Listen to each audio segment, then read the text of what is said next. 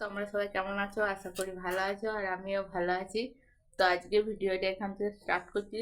ভিডিওটা দেখতে থাকো আর সঙ্গে থাকো। আর আমার মুখে আছে বড় ভরা, ঠান্ডা লাগছে ওই জন্য। আর ও দেখো আইসক্রিম খাচ্ছে, এই যে গরম না পড়তে পড়তে আইসক্রিম খাওয়া শুরু করে দিয়েছে। ওই 2-3 দিন হলো একটু গরম পড়েছে, তো আইসক্রিম খেতে শুরু করে দিয়েছে। আর ঠান্ডা লাগাও শুরু হয়ে গেছে, কারণ কাশি হচ্ছে, গলা খুসখুস করছে, তারপরে নাক বুজে যাচ্ছে, সব শুরু হয়ে গেছে। তো কারা কারা গরমের মধ্যে আইসক্রিম খাচ্ছে অবশ্যই একটু দেখে শুনে খাবে, কারণ তাছাড়া মানে প্রচণ্ড শরীর খারাপ হয়ে যাবে। এই টাইমটায় খুবই খারাপ টাইম। তো যাই হোক, আমি বসে আছি এখন, মানে কাজ এখনো বাগানো হয়নি, কিছু বাগানো হয়েছে, কিছু বাকি আছে। এখন ঘর মুছবো এরপর। আর মেয়ে বসে আছে মাথা বাঁধবো বলে, মাথা বেঁধে দেবো। আর আমার নিজেরও মাথাটা একটু ছাড়াবো, তারপরে ঘর মোছা হবে। ঘর মুছে চান করলেই সব কাজ হয়ে যাবে। তো সকালে যেহেতু রান্না হয়েছে, তোমার দাদাভাই ডিউটি চলে গেছে। আর এখন আমরা কিছু কিছু কাজ বাগিয়ে খাওয়া দাওয়া করেও আইসক্রিম খাচ্ছে, আর আমি বসে আছি।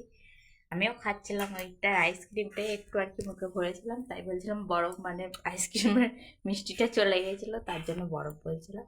তো চলো ভিডিওটা দেখতে থাকো আর সঙ্গে থাকো। 2-3 দিন ভিডিও দেওয়া হয় নাই, প্রচণ্ড গরম পড়েছে, আর আমার একটু শরীরটা খারাপ ছিল, তাই ভিডিও দিতে পারি নাই। তো ভিডিওটা দেখতে থাকো আর সঙ্গে থেকো। ভাবছি এরপর দেবো আস্তে আস্তে। তো দেখি কত দূর কী করতে পারি। আমি 2 দিন ভালো থাকি, 3 দিন শরীর খারাপে পড়ে থাকি, তার জন্য আমার ভিডিও দেওয়া হয় না আর কি। আর যেহেতু আমার ভিডিও ধরা মানে করে দিয়ে আরও কেউ নাই আর কি, সেই সূত্রে আমাকে নিজেকেই করতে হয়, তাই আমি প্রতিদিন আর দিতে পারছি না, কারণ শরীরের প্রবলেমের জন্য আমি দিতে পারিনি। প্রত্যেক দিন শরীর খারাপেই আমি ভুগি। তো ওষুধ যেহেতু খাচ্ছি এখনও, ওষুধ আমার দাদাভাই গিয়েছিল ওষুধ আনতে, আমার ওষুধ শেষ হয়ে গেছিলো। তবে ওষুধ ডাক্তারবাবু 1 মাসেরই দিয়েছিল, তো আমরা 1 মাসের আনতে পারিনি সেই দিনে। তো 20 দিন না 10 দিনে নিয়ে এসেছিলো, আবার 10 দিনে তোমার দাদাভাই যেয়ে আবার নিয়ে এলো। 10 দিন করে নিয়ে এসে এসে খাওয়া হয় আর কি।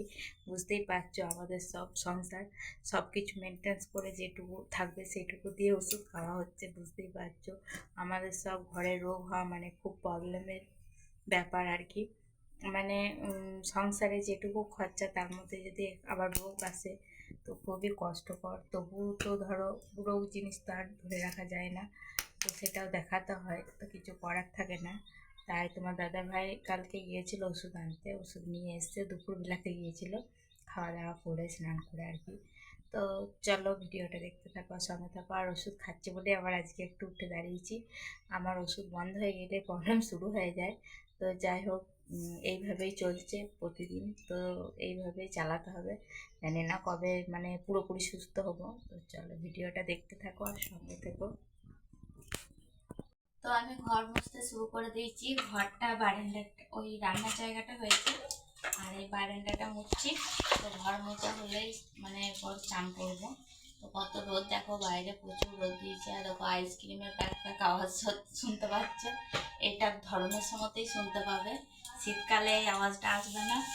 তো আমিও ঘরটা মুছে এরপর চান করবো আর কি, তাড়াতাড়ি করে নিই। কারণ রোদের খুব জোর হয়েছে, মানে বেরোনো যাচ্ছে না বাইরে, এত রোদের জোর। আর এরকম আইসক্রিম চলে এসছে, ট্যাক ট্যাক করে বাজাচ্ছে। আইসক্রিমের আওয়াজ এই ধরন পড়লেই পাওয়া যায়, কিন্তু এমনি টাইম পাওয়া যায় না।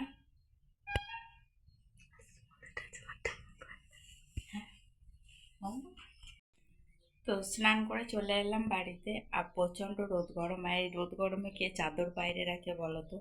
আমার এখনও চাদর ঢুকানো হয়নি, চাদর বাইরে ছিল, আজকে কেচে মেলেছিলাম। সেটাই তোমাদের সঙ্গে আর কি শেয়ার করতে গেলাম। তো আমি কিছুক্ষণ আগে তুলে নিয়েছি, শুকিয়ে গিয়েছে আর কি। তো কে চাদর বাইরে রাখে বলো দেখিনি এই রোদ গরমে? আর এত রোদের জোর যে কি বলবো, মানে বাইরে বেরোনো যাচ্ছে না, এত রোদ গরম। তো চলো, এই অবস্থাতে তোমার দাদাভাই ডিউটি গেছে, ওরও অবস্থা কাহিল হয়ে যাবে এখন। এরপর রোদ গরম যত দিন যাবে বাড়বে। ও খাবার খাবার ধান্দা, ভাত খাবি? বেশি খাস না, সোজা ভাত খাবি একটু পরে, ওটা খাবি না, ভাত খাওয়ার পর খাবি।